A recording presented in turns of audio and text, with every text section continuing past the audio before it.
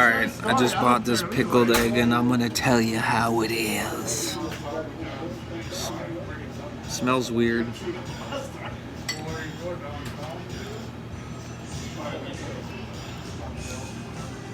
Taco John's downtown in St. Paul closed. Yeah, I can't find no one to work. Nope, they couldn't find anybody to work. The one downtown, they closed. Oh, where? The only one open is over by the mall. What the fuck, dude? The one by Who likes pickled eggs, bro? This is like a pickled Mexican hot sausage or something that you get from the gas station for $2. It's so weird. It's like plastic and old ass vinegar. That smells weird. It smells like my grandpa's ass.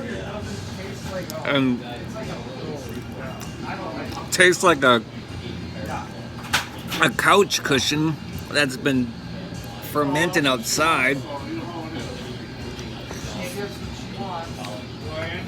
What the fuck, dude? This thing sucks.